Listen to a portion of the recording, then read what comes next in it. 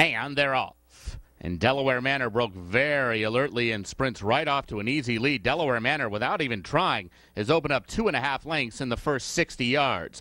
Jazzaholic comes after him. My Pal Grappo settles down third. Then from between runners now Cross the Atlantic is moving through. He's just to the outside of Andy Cat as they make their way into the turn. Bonk is already 3 wide in the turn. And now My Pal Grappo was 4 wide. Now being passed by Charco, who was able to weave his way through and save a little bit of ground all the way to within 4 lengths of the lead. They're followed by Maugere, who's between runners now. Down on the rail is Mean Kisser. He's got about 8 lengths to make up. It's a break of 4 further back. We come to Wild Icarus. He has 2 beaten at this point. They are Spark of Humor and Bay Street Bully, who is 14 lengths last after a very slow opening quarter of 25 seconds flat. Delaware Manor and Angel Moreno dictating the terms, but pressure now from Bonk. And there goes Bonk right up to the outside of Delaware Manor at the half-mile pole. That opening half, 50 seconds flat. These two are still just together, just in front of Charco, who's outside of Cross the Atlantic. Charco has made a lot of ground. He is now only 2.5 lengths off the lead, and these 4 are starting to get away from the others. Andy Cat is trying to stick with them from 5th.